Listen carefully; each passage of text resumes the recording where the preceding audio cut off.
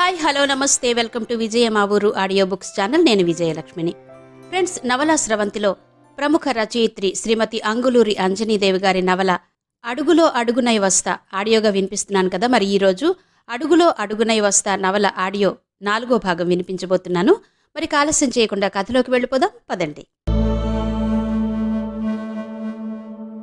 మరుసటి రోజు ఏం జరిగిందో తెలియదు కానీ దర్పణ వాళ్ళ అమ్మా నాన్న విపరీతంగా గొడవ పడుతుంటే అప్పుడే స్కూల్ నుంచి వచ్చింది. చిచి, వీళ్ళెప్పుడు ఇంతే, ముందు గొడవ పడతారు, ఆ తర్వాత కొట్టుకుంటారు అనుకుంటూ భుజానికి ఉన్న స్కూల్ బ్యాగ్ని హాల్లో పడేసి పక్కింట్లో ఉండే వాళ్ళ పెద్ద బాబాయ్ కూతురు మాధుర్య దగ్గరకు వెళ్ళింది. మాధుర్య దర్పణ కన్నా వయసులో 1 నెల పెద్దది. ఇద్దరూ ఒకే స్కూల్లో 5th క్లాస్ చదువుతున్నారు. అందుకే అక్క అని పిలుస్తుంది. అక్క, ఆడుకుందాన్రా అంది దర్పణ. నేను రాను దర్పణ, హోంవర్క్ చెయ్యాలి అంది మాధుర్య. దర్పణ వినలేదు. రా అక్క, ఆడుకుందాం, హోంవర్క్ తర్వాత చెయ్యొచ్చు అంటూ మాధుర్యను చెయ్యి పట్టుకుంది. రానంటున్నాను కదా, నా చెయ్యి వదులు అంది మాధుర్య. దర్పణ వదల్లేదు, ఇంకా గట్టిగా పట్టుకుంది. ఇంటి వెనకాలకి లాక్కెళ్ళింది. రా అక్క, రా అంటూ ఇంటి చుట్టూ తిప్పింది. ఇప్పుడు నన్ను పట్టుకో అంటూ దొరకకుండా నవ్వుతూ పరిగెత్తుతూ సడన్గా వెనక్కి తిరిగింది. చెయ్యి చాపి మాధుర్య జుట్టు పట్టుకుంది. దర్పణ, నా జుట్టెందుకు పట్టుకున్నావు, వదులు అంటూ గింజుకుంది మాధుర్య. మాధుర్య ఎంత గింజుకున్నా దర్పణ వదల్లేదు. నొప్పితో మాధుర్య అమ్మా అంటూ ఏడ్చింది.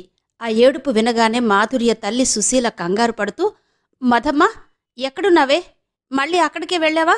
ఇంటి చుట్టూ చెట్లున్నాయి, తిరగొద్దని ఎన్నిసార్లు చెప్పానా నీకు? చెట్లలో నుంచి పురుగేమైనా వచ్చి కుట్టిందా, అంతలా ఏడుస్తున్నావు అంటూ పరిగెత్తుకుంటూ వచ్చింది. అక్కడ దర్పణ మాధుర్య జుట్టు పట్టుకుని లాగుతోంది.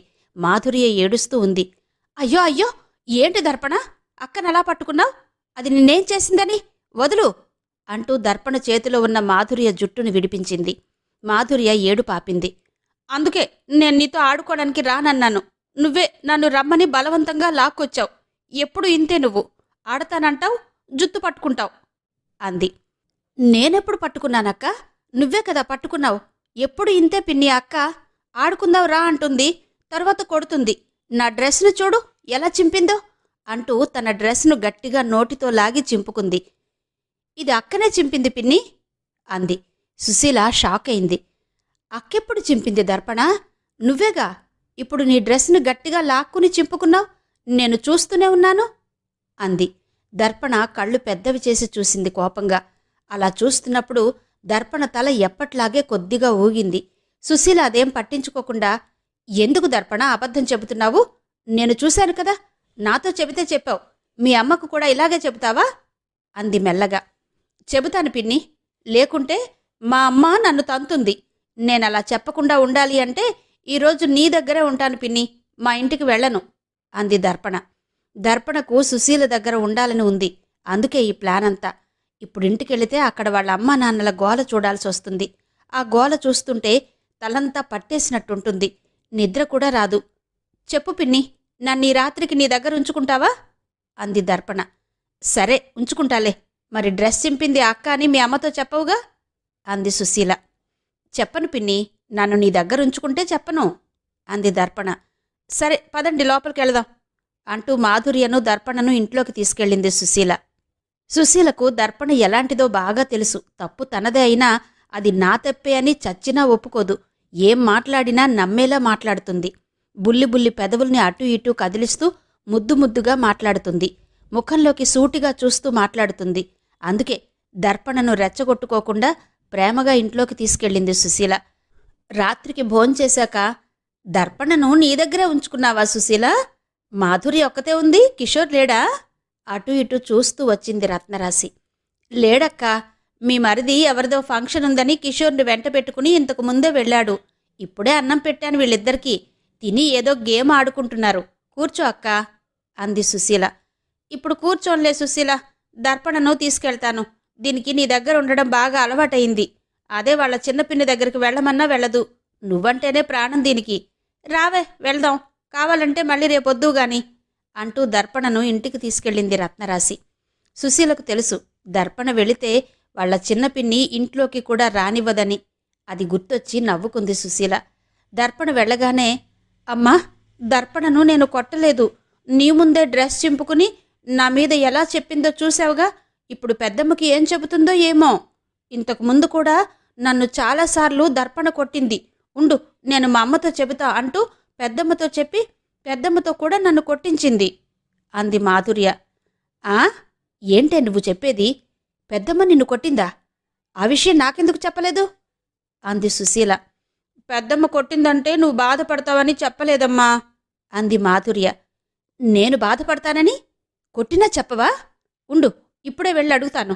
ఆ దర్పణ నిన్ను కొట్టిందే కాక వాళ్ళమ్మతో కూడా కొట్టిస్తుందా? ఏమనుకుంటున్నారు వీళ్ళు అంటూ కోపంగా వెళ్ళబోయింది సుశీల. మాధుర్య వెంటనే సుశీల చెయ్యి పట్టుకుని, వద్దమ్మా, నువ్వు వెళ్ళొద్దు అంటూ ఆపింది. ఎందుకే అంత భయపడుతున్నావు? మీ పెద్దమ్మ నన్నేం చేస్తుంది? నన్ను వెళ్ళని అంది సుశీల. నిన్నేమో చేస్తుందని కాదమ్మా, నువ్వు పెద్దమ్మలాగా పెద్ద గొంతేసుకుని మాట్లాడలేవు. నెమ్మదిగా మర్యాదగా మాట్లాడతావు. చుట్టుపక్కల వాళ్ళంతా పెద్దమ్మ అరుపులకి పరిగెత్తుకుంటూ వస్తారు. వాళ్లకు పెద్దమ్మ మాటలు తప్ప నీ మాటలు అర్థం కావు. అర్థమైనా కానట్టే చూస్తారు. చివరకు నిన్నే అంటారు. పెద్దమ్మ మంచిదైపోతుంది. ఆ తర్వాత మనమే బాధపడాలి అంది. కాని పెద్దమ్మ నిన్ను కొట్టడం ఏంటి మదమ్మ? ఏదైనా ఉంటే నాతో చెప్పాలి. నువ్వు కూడా తన కూతురులాంటిదానివే కదా. నిన్ను కొట్టడానికి చేతులెలా వచ్చాయి? చిన్నపిల్లవు అంటూ బాధపడింది. బాధపడకమ్మా, నేను అమ్మమ్మ వాళ్ళ ఊరు వెళ్ళి అక్కడ చదువుకుంటాను. అప్పుడు ఈ బాధ ఏమీ ఉండదు. నాకు కూడా బాగుంటుంది అంది మాధుర్య. వెంటనే మాధుర్యను దగ్గరకు లాక్కుంది. నీకు బాగుంటుంది. నిన్ను చూడకుండా నేనుండగలనా మదమ్మ అంది సుశీల. దగ్గరేగా అమ్మా, ఎప్పుడు చూడాలంటే అప్పుడు రావచ్చు. అయినా అన్నయ్య నీతోనే ఉంటాడు కదా. నాన్నతో చెప్పి నన్ను అమ్మమ్మ వాళ్ళ ఊరు పంపమ్మా. నాకు అమ్మమ్మ తాతయ్యల దగ్గర ఉండాలనుంది.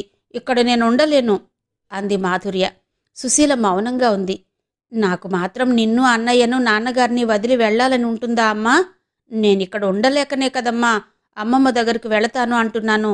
ఇక్కడుంటే నేను రోజూ దర్పణ చేతిలో దెబ్బలు తినాలి. నా జుట్టు చూడు, ఇప్పటికే ఎంత ఊడిందో. ఇది చెప్పినా ఎవ్వరూ నమ్మరు. నువ్వు చూశావు కాబట్టి నమ్మావు. ఇప్పుడు కూడా నన్నిక్కడే ఉండమంటావా అంటూ ఏడుపు ముఖం పెట్టింది మాధుర్య. నేను మీ నాన్నగారితో మాట్లాడతాను మాధుర్య. నువ్వన్నట్టే నిన్న అమ్మమ్మ దగ్గరుంచి చదివిస్తాను. నువ్వేం బాధపడకు. అసలు ఈ ఏరియాలో పిల్లల ప్రవర్తన, వాళ్ల మాటలు కూడా అంత బాగా లేవు. నువ్విక్కడ ఉండకపోవడమే మంచిది అంది సుశీల. సరే అమ్మా అంది మాధుర్య. ఆ రాత్రికే భర్తతో మాట్లాడింది సుశీల. ఆయనకు సుశీల నిర్ణయం నచ్చింది. వెంటనే మాధుర్యను వాళ్ళ అమ్మ వాళ్ళ ఊరికి పంపి అక్కడ స్కూల్లో చేర్పించారు. తెల్లవారుజామున 4 గంటలకి నిద్రలేచింది అనురూప. ఆమె పక్కన ప్రమోద్ లేడు. ప్రమోద్ అప్పుడే లేచాడా? అయినా ఇంత పొద్దున్నే లేవడే అని అనుకుంటూ గదిలో నుంచి బయటకొచ్చింది. హాల్లో దివానా మీద పడుకుని నిద్రపోతున్నాడు. ఆ దివానా ఆమె కొన్నదే. అది సరే, ఈయనేంటి ఇక్కడున్నాడు అని ఆశ్చర్యపోతూ దగ్గరకు వెళ్ళి, ప్రమోద్ అంది. అతను ఊ అన్నాడు. ఇక్కడ పడుకున్నావేంటి? నేను రాత్రి నుండి ఇక్కడే పడుకున్నాను. ఏ, నీకు తెలీదా? నువ్వు చూసుకోలేదా నేను నీ పక్కన ఉన్నానో లేదో అన్నాడు. లేదు ప్రమోద్, నేను రాత్రి గదిలోకి వెళ్ళగానే పడుకుని నిద్రపోయాను. నువ్వెప్పట్లాగే గదిలోకొచ్చి పడుకున్నావేమో అనుకున్నాను. లేచేదాకా తెలీదు నువ్వు గదిలోకి రాలేదని. నిన్నంతా బాగా అలసిపోయాను. అందుకే పడుకోగానే నిద్రపోయాను అంది. అంత అలసిపోయేలా ఎవరు తిరగమన్నారు నిన్ను? పొడిచినట్టుగా అన్నాడు ప్రమోద్. తిరగక తప్పడం లేదు ప్రమోద్. ఆ 32 కోట్ల స్థలం వల్లనే వచ్చింది నాకు ఈ బాధంతా. దాని గురించిన డిస్కషన్ వల్లనే నిన్న బాగా లేట్ అయింది. ఆ టైంలో నేను ఇబ్బంది పడతానని తేజ్వర్ధనే డ్రాప్ చేశాడు అంది. 32 కోట్లా అన్నాడు. అవును, నీకు చెప్పాను కదా, ఇప్పుడు నేను 32 కోట్ల స్థలం అమ్మబోతున్నానని. అది అమ్మితే కమిషన్ కూడా బాగా వస్తుందని అంది. అవునవును చెప్పావు, దాన్ని నేను మర్చిపోలేదు. అయితే ఏంటిప్పుడు? దానిమీద కూడా ఇంకో కథ ఏమైనా చెప్పబోతున్నావా అన్నాడు కరుగ్గా. అతనికి రాత్రంతా తేజ్వర్ధన్ గుర్తొస్తూ నిద్రపోలేదు. అతను కనిపిస్తే చంపేయాలన్నంత కోపంతో ఉన్నాడు. కథేంటి?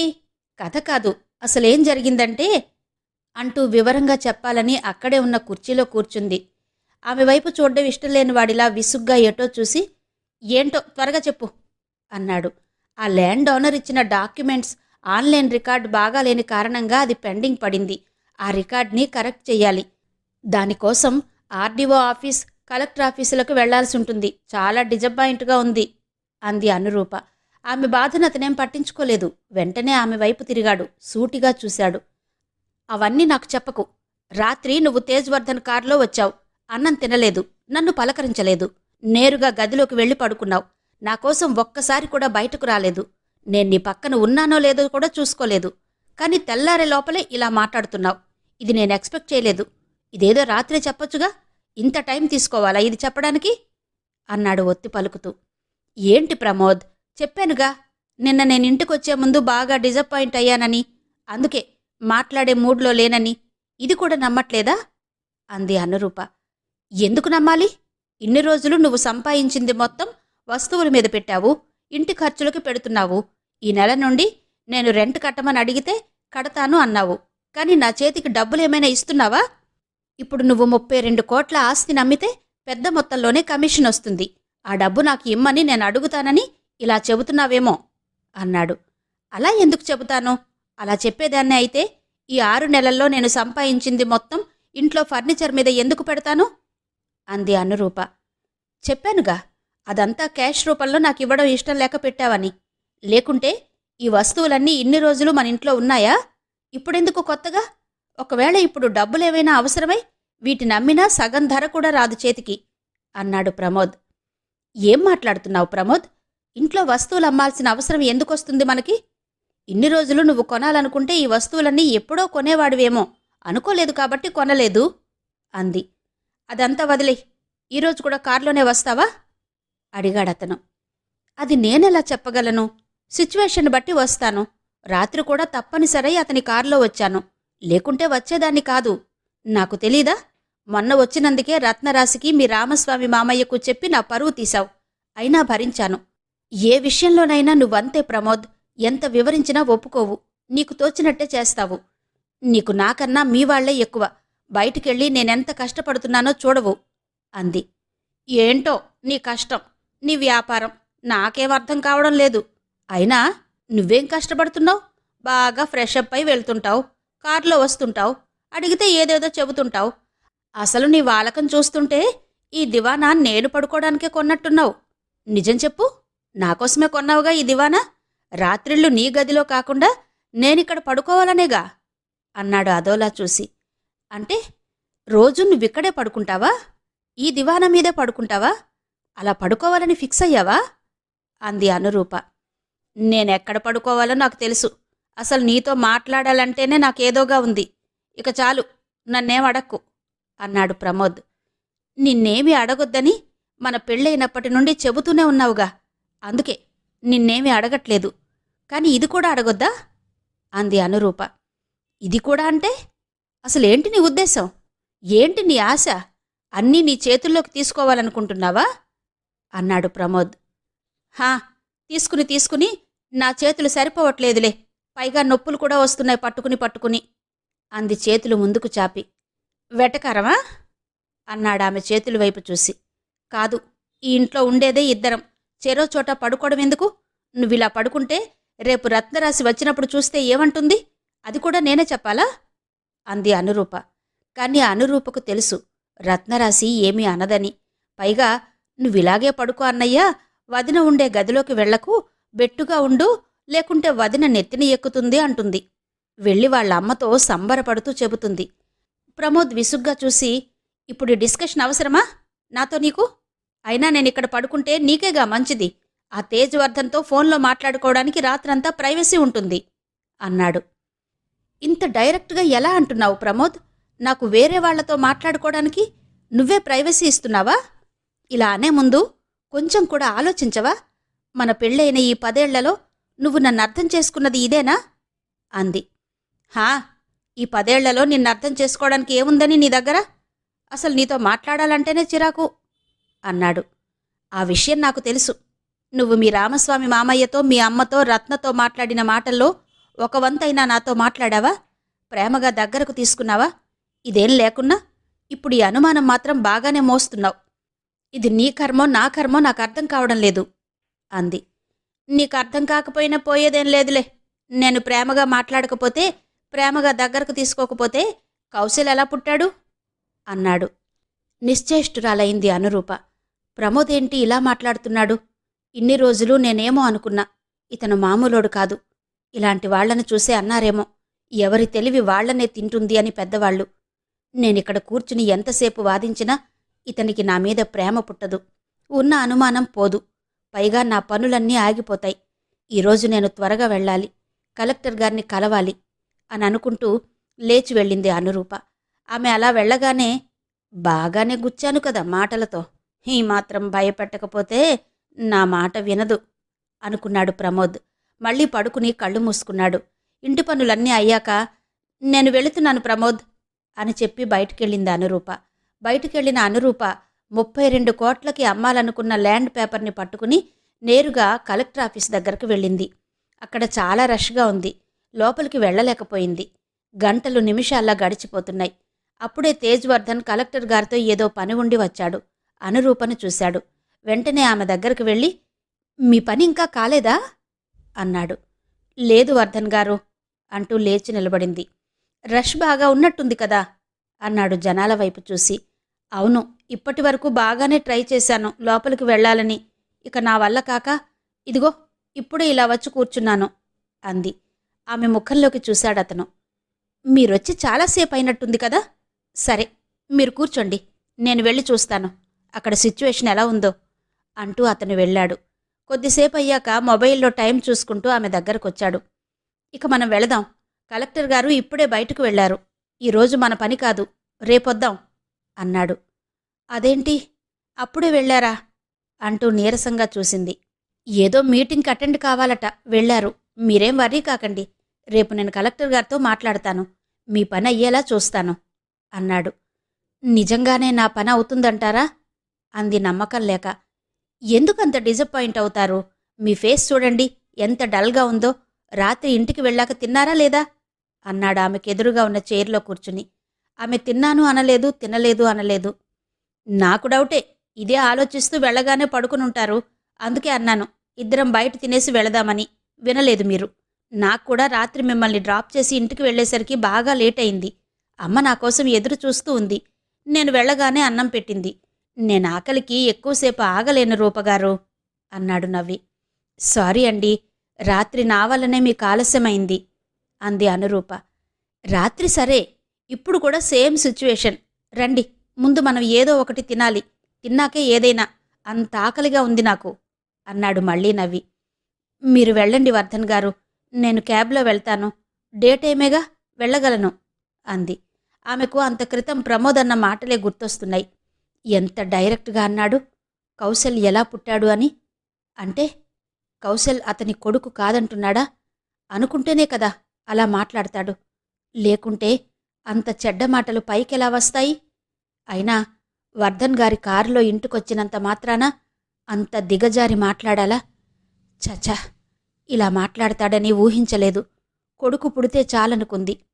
ప్రమోద్ కూడా తనలాగే సంతోషపడతాడనుకుంది. కాదు కాదు, గర్వపడతాడనుకుంది. ఇంకా చాలా చాలా అనుకుంది. కాని ఇప్పుడదంతా తలక్రిందులయింది. అనురూప తీవ్రంగా ఆలోచిస్తూ పెదవి కొరుకుతోంది. అది చూసి షాక్ అయ్యాడు తేజ్వర్ధన్. అయ్యో, ఏంటండి అలా కొరుకుతున్నారు? బ్లడ్ కూడా వస్తుంది.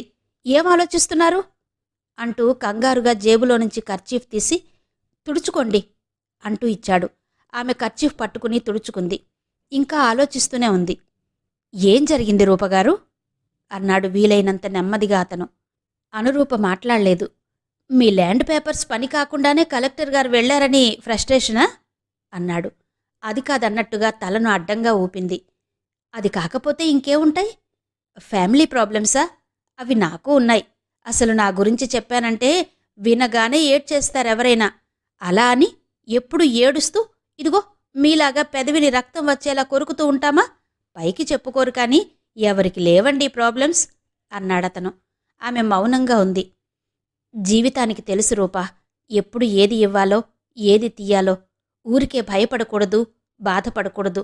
లైఫ్లో ఏదైనా లోపం, కొరత ఉందంటే దానికి రెట్టింపు శక్తి కూడా ఉంటుంది అన్నాడు. ఆమె మనసంతా అలసిపోయినట్టుగా చూసింది. ఊరికే అలా అలసిపోకూడదు. ఎక్కడ ఉన్నా ఎలా ఉన్నా మనసుకు నచ్చినట్టు ఉండాలి. అలా ఉండకపోతే మనల్ని కష్టపెట్టాలని చూసేవాళ్ళకి మనమేంటో ఎలా తెలుస్తుంది? వాళ్ళు మనల్ని వాళ్ళ ప్రవర్తనతో, వంకర మాటలతో మనలో ఉన్న శక్తిని లాగేస్తుంటారు కదా అన్నాడు తేజ్వర్ధన్. ఆశ్చర్యపోయిందామె. అంతా చూసినట్టే మాట్లాడుతున్నారు. ఏంటి తేజ్వర్ధన్ అనుకుంది. ఎప్పుడైనా మన ఆలోచనలు మనవే రూపగారు. అయోమయంగా అనిపించినప్పుడు ప్రపంచం చూపించే దారికన్నా మనకంటూ ప్రత్యేకమైన దారి ఉంటుంది. దాన్ని తెలుసుకోవాలి. దానికివ్వాల్సినంత విలువ, ప్రాధాన్యత ఇవ్వాలి. అలా ఇవ్వగలిగినప్పుడే కదా మనలో ఎంత జాగ్రత్త ఉందో, ఎంత తెలివి ఉందో తెలుస్తుంది. నచ్చని విషయాలను, నచ్చని మనుషులను, నచ్చని మాటలను ఎందుకు గుర్తు తెచ్చుకోవాలి?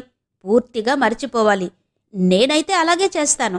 ఈ విషయంలో నన్ను ఫాలో అవ్వండి అన్నాడు నవ్వి. అతని వైపు చూసింది. ఎన్నో రకాల నవ్వుల్లో ఇదో ప్రత్యేకమైన నవ్వులా ఉంది. ఇలాంటి నవ్వుని చూసేనేమో నవ్వు అన్ని రకాల బాధల్ని మరిపిస్తుంది అంటారు. అతని నవ్వు నిజంగానే బాధను మరిపించేలా ఉంది. అతను మొబైల్లో టైం చూపించి, చూడండి ఇప్పటికే ఎంత టైం అయిందో. ఇప్పుడు మీరు క్యాబ్లో వెళితే ఇంటికెళ్లేసరికి 1 అవర్ పైనే పడుతుంది. పైగా బుక్ చేయగానే క్యాబ్ దొరకదు. అప్పటి వరకు ఏం తినకుండానే ఉంటారా అన్నాడు. అతను అలా అంటుంటే నిజంగానే కన్నీళ్లొచ్చాయి. కంట్రోల్ చేసుకుంది. ఇప్పుడు నేను అర్జెంటుగా ఇంటికెళ్ళి చేసే పనులు కూడా ఏం లేవు. నా గురించి ఆలోచించొద్దు. నేను మిమ్మల్ని డ్రాప్ చేస్తే నా పనులేమీ ఆగిపోవు. పైగా ఏదో బాధలో ఉన్నట్టున్నారు అన్నాడతను. ఆమె ఇంకేం మాట్లాడకుండా సరే వెళ్దాం పదండి అంది. ఇద్దరూ లేచి కారుండే ఏరియాకు నడుచుకుంటూ వెళ్ళి కారులో కూర్చున్నారు. కారు కదిలింది. వాళ్ళిద్దరూ ఏది మాట్లాడినా, ఏది ఆలోచించినా మెచ్యూర్డ్గా ఉంటుంది. అన్ని విషయాల్లోనూ ఇద్దరి అభిప్రాయాలు కలుస్తాయి. అందుకే ఒకరంటే ఒకరికి గౌరవం, అభిమానం. కారు వెళ్ళి సిటీకి అవుట్స్కట్స్లో ఉన్న దాబాకు కొద్ది దూరంలో ఆగింది. అతను ఆమె వైపు తిరగకుండానే, ఇక్కడ నాన్స్తో పాటు కర్రీస్ కూడా బాగుంటాయి. నేనప్పుడప్పుడు ఇక్కడికే వస్తుంటాను. మీరు కారులోనే కూర్చోండి, నేను పిలుస్తాను అంటూ టక్కున డోర్ తీసి కారు దిగాడు. కారు దిగబోతున్న అనురూప వెంటనే ఆగి లోపలే కూర్చుంది. గ్లాస్ డోర్లో నుంచి బయటకు చూస్తూ కూర్చుంది. తేజ్వర్ధన్ చెయ్యి ఊపగానే దాబా దగ్గర నుండి ఓ కుర్రాడు పరిగెత్తుకుంటూ వచ్చాడు. ఆర్డర్ తీసుకుని వెళ్ళాడు. ఆ కుర్రాడు తెచ్చిన ఫుడ్, వాటర్ బాటిల్స్ తీసుకుని ఎప్పటిలాగే కారులో కూర్చున్నాడు తేజ్వర్ధన్. కారు కొద్ది దూరం వెళ్ళాక రోడ్డు పక్కన గుబురుగా ఉన్న చెట్లు కనిపించాయి. ఆ చెట్ల నీడలో కారు ఆపాడు. ఇక్కడ బాగుంది, ఇక్కడ తిందాం అంటూ వాటర్ బాటిల్ తీసి ఆమె చేతికిచ్చి, హ్యాండ్ వాష్ చేసుకోండి అన్నాడు. ఆమె హ్యాండ్ వాష్ చేసుకుని ప్యాకెట్ ఓపెన్ చేసింది. అతను పేపర్ ప్లేట్స్ తీసి సీట్ మీద పెట్టాడు. ఆ ప్లేట్స్లో నాన్స్తో పాటు 2 కర్రీలు, వెజ్ బిర్యానీ పెట్టింది. చెరో ప్లేట్ పట్టుకుని కారులో కూర్చోకుండా చెట్ల నీడలోకి వెళ్ళి నిలబడ్డారు. తింటున్నంతసేపు ఆమె ఏం మాట్లాడలేదు. ఫుడ్ చాలా టేస్టీగా ఉంది. తిన్నాక ఇద్దరూ వెళ్ళి కారులో కూర్చున్నారు. అతనికి అప్పుడే ఇంటికి వెళ్లాలని లేదు. అందుకే కారు స్టార్ట్ చేయకుండా రిలాక్స్గా కూర్చున్నాడు. ఏసీ ఆన్ చేశాడు. అనురూపకు కూడా అలాగే ఉంది. ప్రమోద్ గురించి ఆలోచిస్తూ ఉంది. కౌశల్ విషయంలో ఎంత దారుణంగా మాట్లాడుతున్నాడు అని ఆలోచిస్తోంది. ఏంటి ఆలోచిస్తున్నారు అన్నాడు. అసలు ఈ తేజ్వర్ధన్ ఎవరు? నాకేమవుతాడని? తండ్రి కాదు, అన్న కాదు, భర్త కాదు. వీటన్నిటికన్నా ఇంకా ఎక్కువే అనిపిస్తాడొక్కోసారి. ఇతని పక్కన కొద్దిసేపున్నా ఎంత ధైర్యం, ఎంత నిశ్చింత. హరిణి ఇతన్ని నాకు పరిచయం చేయకపోయి ఉంటే ఈరోజు నేను ఈ ఫీల్డ్లో ఈ మాత్రం కూడా నిలబడగలిగేదాన్ని కాదు. ఇప్పుడు నేను తింటున్న ప్రతి మెతుకులో ఇతని సపోర్ట్ ఉంది. అందుకే నేను తింటున్నప్పుడు ఇతనిని తలుచుకోకుండా, కృతజ్ఞత చెప్పుకోకుండా తినను అనుకుంది అనురూప. హలో రూపగారు, ఎక్కడున్నారు అన్నాడు చేతిని ఆమె ముఖం ముందు ఊపి. అనురూప ఉలిక్కిపడి, పిలిచారా అంది. పిలిచాను, అరవలేదు. ఇంకొంచెం అయితే అరిచేవాడినే. ఏం ఆలోచిస్తున్నారు అన్నాడు నవ్వుతూ. మీ గురించే అంది తన గురించి ఆలోచించడంలో నుంచి బయటకొచ్చి. నా గురించా? నా గురించే ఉంది ఆలోచించడానికి. ఒకప్పుడు నేను సాఫ్ట్వేర్ ఫీల్డ్లో ఉన్నాను. ఇప్పుడు అది వదిలేసి రియల్ ఎస్టేట్లోకి వచ్చాను. ఇదే కదా, ఇంకే ఉంది నా గురించి ఆలోచించడానికి అన్నాడు చాలా క్యాజువల్గా. ఉన్నా చెబుతారా మీరు? అవును, నాకో డౌట్ చాలా రోజులుగా ఉంది. అడగొచ్చా వర్ధన్ గారు అంది. అడగండి, పర్వాలేదు అన్నాడతను. ఈ ఫీల్డ్లోకి నాలాగా వచ్చిన కొంతమందికి మీరేంటో బాగా తెలుసు. వాళ్లు కూడా నాలాగే ఏదో ఒక సమస్యను మీతో చెప్పుకోవాలనుకుంటూ ఉంటారు. కానీ మీరు నాతో మాట్లాడినట్టు వాళ్లతో మాట్లాడరు. నన్ను చూసుకున్నంత కేర్గా వాళ్ళని చూడరు. కొంచెం కూడా చనువివ్వరు. చాలా రిజర్వ్డ్గా ఉంటారు. నేను తిన్నానో చూస్తారు, తినలేదో చూస్తారు, ఆలోచించేది కూడా చూస్తారు. ఇలా ఎందుకు? వాళ్లకు నాకు తేడా ఏంటి? వాళ్ళు కూడా నాలాంటి వాళ్లే కదా అంది. వాళ్ళు మీలాంటి వాళ్ళు కాదు. వాళ్ళు వేరు, మీరు వేరు అన్నాడతను. అంటే? అంది అర్థం కానట్టు చూసి. వాళ్ళు నన్ను, నా పవర్ మాత్రమే చూస్తున్నారు. ఏ కొంచెం అవకాశం దొరికినా నా లైఫ్లోకి రావాలని చూస్తారు. అందుకే ఎవరిని ఎంతలో ఉంచాలో అంతలోనే ఉంచుతాను. మీరలా కాదు. మీరు వెరీ జెన్యూన్ పర్సన్. లోపల ఏముంటుందో బయట కూడా అలాగే ఉంటారు. అందుకే మిమ్మల్ని అభిమానిస్తాను. ఈ అభిమానం ఎప్పుడూ ఉంటుంది. దాన్ని మీరు ఎలా చూస్తారో అది మీ ఇష్టం. సో ఈ ఫీల్డ్లో ఎవరి సపోర్ట్ లేకుండా నెట్టుకు రావడం అంత సులభం కాదు మీలాంటి వాళ్లకు అన్నాడతను. అనురూపకు మాటలు రాలేదు. అతన్నే చూస్తోంది. హరిణి మీ గురించి, మీ ఫ్యామిలీ గురించి చెప్పాకనే నాకు మిమ్మల్ని పరిచయం చేసింది. మీ గురించి విన్నాక, మిమ్మల్ని చూశాక నేను బాధపడలేదు, జాలిపడలేదు. మీకు మీరు అర్థం కాలేదనుకున్నాను. మీ శక్తి మీకు తెలియట్లేదనిపించింది. అందుకే మీ పక్కన నాలాంటి వాళ్ళు ఒక్కరైనా ఉండాలి, అదేదో నేనే ఎందుకుండకూడదు అని అనుకున్నాను. కాకపోతే మీకు నేనొక కొండలా ఉండగలనేమో కానీ ఎక్కాల్సింది మీరే అన్నాడు. ఆమె శ్రద్ధగా వింటోంది. మా మగవాళ్లలో కొందరు ఎలా ఉంటారో నాకు బాగా తెలుసు. వాళ్లకు భార్య బయటకు వెళ్లి సంపాదించడం ఎంత అవసరమో అనుమానించడం కూడా అంతే అవసరం. వాళ్లకు అదే గొప్ప ఎనర్జీ. అందుకే నేనా రోజు మిమ్మల్ని వీధి చివరే డ్రాప్ చేసి వెళతాను అన్నాను. అదింకా ప్రమాదం, ఇంటి దగ్గరే డ్రాప్ చెయ్యండి అని మీరన్నారు. నేనలా డ్రాప్ చేసిన దానివల్ల మిమ్మల్ని ఆ రోజు ప్రమోద్ ఏమీ అనలేదు కదా అన్నాడు. ఉలిక్కి పడ్డట్టుగా చూసింది అనురూప. అనటమే కాదు, రామస్వామికి, రత్నరాశికి చెప్పాడు. నాగక్క ఈ పాటికి ఆ విషయం ఎంతమందికి చెప్పి ఉంటుందో. ఎవరైనా నన్ను కొంచెం ఇన్సల్ట్ చేస్తేనే ఒప్పుకోను నేను. అలాంటిది ప్రమోద్ చాలా చాలా ఎక్కువ చేస్తున్నాడు. నాకు తెలుసు అతను నా గురించి, నేను పడుతున్న బాధ గురించి ఆలోచించడని. కానీ అతనికి కూడా బాధపడే రోజులొస్తాయి, రావాలి అనుకుంది మనసులో అనురూప. ఆమె మౌనంగా ఉండడం చూసి ఆమె మనసును చదవడానికి ప్రయత్నిస్తున్నాడు తేజ్వర్ధన్. మీరు ప్రతిసారి క్యాబ్లో వెళ్లడం అంటే కష్టం కదా. క్యాబ్ కూడా ఒక్కోసారి దొరకొచ్చు, దొరక్కపోవచ్చు. నేను కూడా అందుబాటులో ఉండొచ్చు, ఉండకపోవచ్చు. అది కాక మన ఫీల్డ్లో మనం ఏ రోజు ఎక్కడికి వెళతామో తెలీదు, ఎంత దూరం వెళతామో తెలీదు. మీకో స్కూటీ ఉంటే బావుంటుంది కదా అన్నాడు. ఇప్పట్లో కొనలేను, బిజినెస్ కూడా అంతంత మాత్రంగానే ఉంది కదా అంది అనురూప. అంటే మీకు ఫైనాన్షియల్గా ప్రమోద్ సపోర్ట్ ఏమీ ఉండదా అడిగాడతను. ఉంటుంది. నాకు కాదు, రామస్వామి అని అతనికో మేనమామున్నాడు. ప్రమోద్కి సంబంధించిన డబ్బు వ్యవహారాలన్నీ ఆయనే చూస్తాడు అంది. తేజ్వర్ధన్ ఆశ్చర్యపోతూ, అదేంటి, దానికి మీరెలా ఒప్పుకున్నారు అన్నాడు. నాకంత ఇంపార్టెన్స్ లేదక్కడ. మా పెళ్ళైన కొత్తలో ప్రమోద్ ఆఫీసు నుండి వచ్చాక ప్రమోద్ పక్కన నాకన్నా ఎక్కువగా రామస్వామినే ఉండేవాడు. పెళ్ళైన కొత్తలోనే కాదు, ఫస్ట్ నైట్ జరిగిన నెక్స్ట్ డే కూడా అర్ధరాత్రి వరకు ప్రమోద్ పక్కనే కూర్చుని మాట్లాడుతూ కదల్లేదు. అంతసేపు కూర్చుని ఏం మాట్లాడుతున్నాడో అర్థమయ్యేది కాదు. ఆ తర్వాత ఒకరోజు విన్నాను. నేను వింటున్నానని తెలియక ఆ రామస్వామి ఏం మాట్లాడాడో చెబితే మీరు ఆశ్చర్యపోతారు. ప్రమోద్, నువ్వు నీ భార్యకు ఏ విషయాలు చెప్పకు, చెప్పటమే కాదు ఎక్కువగా మాట్లాడకు. ఎందుకంటే నువ్వు మాలాగా వ్యాపారస్తుడివి కాదు, ఉద్యోగస్తుడివి. నెల నెలా జీతం డబ్బులు తెచ్చి తన చేతిలో వెయ్యమంటుంది. నువ్వలా పొయ్యకు. అది నీ జీతం, నీ డబ్బు. వాళ్ళ తాతయ్య పెళ్లిలో ఇచ్చిన డబ్బు కూడా నీదే, ఆమెది కాదు. అంతా నీదే అయినప్పుడు నువ్వు ఆమె కంట్రోల్లో ఉండాల్సిన అవసరం లేదు. అలా ఉంటే లెక్కలడగడం మొదలు పెడుతుంది. నిన్ను తన వైపుకు తిప్పుకోవాలని చూస్తుంది. మొదట్లో ఇది ముద్దుగా ఉన్నా తర్వాత నీకే ఇబ్బంది అవుతుంది. నీ డబ్బు మీద నీకే స్వేచ్ఛ లేకుండా పోతుంది. అందుకే ఆమెను ఎంతలో ఉంచాలో అంతలోనే ఉంచు. ఎలా చూడాలో అలాగే చూడు. నువ్వెలా చూసినా అడిగేవాళ్లు లేరు. ఒకవేళ అడగాలని వాళ్ళ తాతయ్య, అమ్మమ్మ వచ్చినా వాళ్ల మాటను ఎవరూ వినరు. సర్దుకుపోవడం చేత కావట్లేదని నీ భార్యనే అంటారు.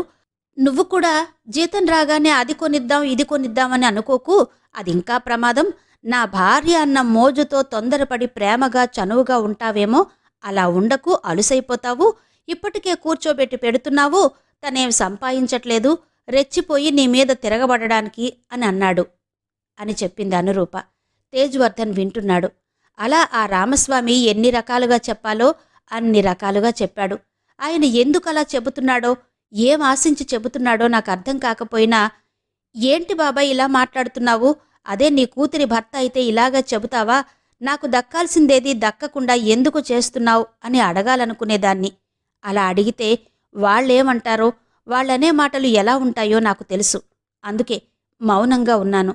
అదీకాక అధికారం కానీ మమకారం కానీ ప్రమోదిస్తేనే వస్తాయి. కానీ ఇలాంటి మాయా మృగాలతో గొడవ పెట్టుకుంటేనో, ప్రమోద్ దగ్గర నుండి గుంజుకుంటేనో రావు కదా అంది అనురూప. ఏం మాట్లాడలేక కోపంతో తేజ్వర్ధన్ దవడ ఎముక బిగుసుకుంది. అమ్మకు ఆరోగ్యం బావుండదు. నాన్నగారితో కలిసి మహారాష్ట్రలో ఉంటుంది. నన్ను నా చిన్నప్పుడే తెచ్చుకుని మా తాతయ్య అమ్మమ్మ పెంచుకున్నారు. డిగ్రీ మధ్యలోనే పెళ్లి చేశారు. కాని వాళ్లకప్పుడు తెలీలేదు నన్నో పద్మవ్యూహంలోకి పంపుతున్నామని. నాక్కూడా తెలీదు నేనంటే ఇష్టం లేని వాళ్లతో, ద్వేషించే వాళ్లతో కలిసి బతుకుతున్నానని. అదే జీవితం అనుకున్నాను. నేను బాధపడితే తాతయ్య అమ్మమ్మ చూడలేరని వాళ్లకి నా విషయాలేవీ చెప్పేదాన్ని కాదు. వాళ్ళు నన్ను చూడాలని వచ్చినప్పుడు ఏదో ఒక విధంగా గొడవ పెట్టుకుని పంపేవాళ్లు. ఫోన్లో మాట్లాడ్డం తప్ప నేను వాళ్లను చూసి చాలా రోజులయింది. పెళ్లి చేసి నీకు కష్టాలను బహుమతిగా ఇచ్చాను తల్లి అని తాతయ్య అప్పుడప్పుడు అనేవారు. మా ఆడపడుచు నేను వాళ్లమ్మను సరిగా చూడట్లేదన్న నిందను నా మీద వేసి ఆమెను తీసుకెళ్లి తన ఇంట్లో పెట్టుకుంది. ఆమెతో ఇంటి పనులు చేయించుకుంటూ వాళ్ల భర్త తరపు బంధువులతో, కోడలు బాగా చూస్తే కూతురింట్లో ఎందుకుంటుంది ఆ రమణమ్మ అని నన్ను తిట్టించేది. మా అత్తగారైతే ఇంటికి వచ్చిన వాళ్లతో నేను సరిగా ఉండనని, మర్యాదలు చెయ్యనని, తన కొడుకు బంగారమని చెప్పేది. నిజానికి ప్రమోద్నే ఎవరైనా ఇంటికొచ్చినప్పుడు ముఖం దాచుకుని తిరుగుతాడు. అదెవరూ చెప్పుకోరు. అసలు ఆ ఇంట్లో ఏం జరిగేది, నా వెనక ఎవరేం మాట్లాడుకునేది నాకు తెలిసేది కాదు అంటూ ఆగింది అనురూప. తేజ్వర్ధన్ వింటున్నాడు. మా అత్తగారు ఎప్పుడూ మా దగ్గరకొచ్చినా ప్రమోద్తో చెప్పి నన్ను మా తాతయ్య వాళ్ల ఊరికి పంపేది. నేనెందుకొచ్చానో కారణం తెలియకపోయినా అమ్మమ్మ తాతయ్య నన్ను చూసుకుని సంతోషపడేవాళ్లు. మళ్ళీ ఎప్పుడో చాలా రోజులకు వచ్చి నన్ను తీసుకెళ్లేవాడు ప్రమోద్. తీసుకెళ్ళాక కూడా నన్ను బయటకు తీసుకెళ్లడం కానీ, బయట తినిపించడం కానీ చేసేవాడు కాదు. అసలు నన్ను ఇంట్లో నుంచి బయట అడుగు పెట్టనిచ్చేవాడు కాదు. ఇంట్లో కూడా నా అడుగులో అడుగు వేస్తూ ఎక్కువగా నా వెనకే నిలబడి ఉండేవాడు. అతని ప్రవర్తన చూస్తుంటే నేను ఊపిరి పీల్చాలన్నా అతని పర్మిషన్ నాకు అవసరమేమో అన్నట్టుగా ఉండేది.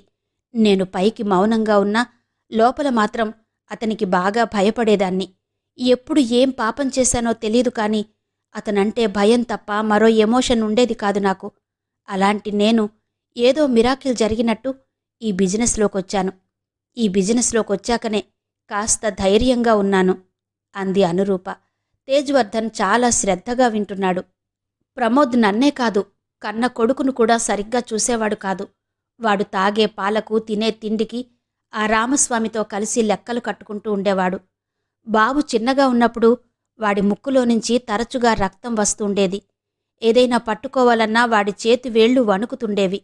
అతనదేం పట్టించుకునేవాడు కాదు. ఒకరోజు బాబును డాక్టర్కు చూపిస్తే అది జబ్బు కాదు, మంచి తిండి పెట్టుకోండి అన్నారు. బాబుకి రోజుకో అరటిపండు పెడదామని నేను ప్రమోద్తో అంటే అంత స్తోమత మనకి లేదు అన్నాడు. టూత్పేస్ట్ అయిపోతుందని ఉదయాన్నే బాబుకి బ్రష్ చేయనిచ్చేవాడు కాదు. ఊరికే రుద్దితే పళ్ళు ఊడిపోతాయి అనేవాడు. ప్రమోద్ ఎప్పుడు చూసినా ఒంటరిగానే ఉంటాడు. ఎవరితోనూ కలవడు, మాట్లాడడు. అతనికి ఉండే ఆత్మబంధువులు వాళ్ల చెల్లి, వాళ్లమ్మ, వాళ్ల మేనమామ రామస్వామి. వీళ్లతోనే అతని లైఫ్. వీళ్లను తప్ప ఎవ్వరినీ నమ్మడు, ఎవరి మాట వినడు. ఇప్పుడు బాబును కార్పొరేట్ స్కూల్లో చేర్పించానని 1 సంవత్సరం నుండి చెబుతున్నాడు. అది నాకు సంతోషమే. కనీసం అక్కడైనా మంచి తిండి పెడతారు వాడికి. కాని బాబుని నాకు చూపించట్లేదు. కనీసం బాబుండే అడ్రస్ కూడా చెప్పడం లేదు. ఇప్పుడు నాకన్ని బాధల్ని మించిన బాధ అదే వర్ధన్ గారు అంది బాధగా. ఆమె మాట్లాడుతున్నది బయట వ్యక్తితో అని కాకుండా చాలా చాలా దగ్గర మనిషితో అన్నట్టుగా ఉంది. అతనామెను పూర్తిగా అర్థం చేసుకున్నాడు. ఒక్క క్షణం ఆలోచించి, మీ అమ్మమ్మ తాతయ్య ఇప్పుడెక్కడుంటున్నారు అని అడిగాడు తేజ్వర్ధన్. ఇక్కడికి దగ్గర్లోనే చిన్న విలేజ్లో ఉంటారు. కొన్ని తరాలుగా అదే మా ఊరు అంది అనురూప. సరే, ఆ ఊరికి రూట్ చెప్పండి, నేను మిమ్మల్ని అక్కడికి తీసుకెళ్తాను అన్నాడు స్టీరింగ్ పట్టుకుని. వద్దొద్దు, నేనింటికి వెళ్ళాలి, నన్నింటి దగ్గర డ్రాప్ చేయండి ప్లీజ్ అంది. డ్రాప్ చేస్తాను. రోజు కన్నా ఈరోజు ఇంకా ముందే మీరు మీ ఇంట్లో ఉండేలా చేస్తాను. టెన్షన్ పడకండి. కానీ ఇప్పుడు మాత్రం మీరు మీ తాతయ్య వాళ్లను చూడాలి. వాళ్ల సంతోషాన్ని నేను చూడాలి. కొద్దిసేపు మీరు మీ ఇంటిని మరచిపోండి. రూట్ చెప్పండి అన్నాడు తేజ్వర్ధన్. అనుకోకూడదు కానీ ఈరోజు కారులో వచ్చిందా క్యాబ్లో వచ్చిందా అని కిటికీలో నుంచి చూసే భర్త తప్ప ఆ ఇంట్లో నా కోసం అంత ఆతృతగా ఎదురు చూసేవారెవరున్నారు? నేనే కారులో తిరుగుతూ అతన్ని ఎంత బాధ పెడుతున్నానో ప్రపంచం మొత్తం తెలియాలని ఫోన్లలో అతనెంత ప్రయత్నిస్తుంటాడో తెలిసి కూడా నాకెందుకీ తొందర ఇంటికి వెళ్ళాలని? నీకా డౌట్ వద్దు. కౌసల్కి తండ్రివి నువ్వే అని నచ్చ చెప్పుకోవాలనా? లేక నేను చాలా మంచిదాన్ని అని అందరికీ చెప్పమని చెప్పాలనా? ఎందుకీ తాపత్రయం నాకు? చాచా, నేనేంటి ఇలా ఆలోచిస్తున్నాను? నా జీవితం ఇలా ఉందేంటి అనుకుంది మనసులో అనురూప. తేజ్వర్ధన్ ఆమె ఇంటివైపు చూడకుండానే కార్ స్టార్ట్ చేసి, రూట్ చెప్పండి, మనమిప్పుడు మీ తాతయ్య వాళ్ళ ఊరికి వెళుతున్నాం అన్నాడు. అనురూప వెంటనే రూట్ చెప్పింది. కారు చాలా వేగంగా వెళ్లి తిరుమలరావు గారింటి ముందాగింది. అడుగులో అడుగునై వస్తా శ్రీమతి అంగులూరి అంజనీదేవి గారి నవల ఆడియో 4వ భాగం విన్నారు కదా. మిగిలిన కథ తర్వాతి భాగాల్లో వినిపిస్తాను. అంతవరకు సెలవు. నమస్తే.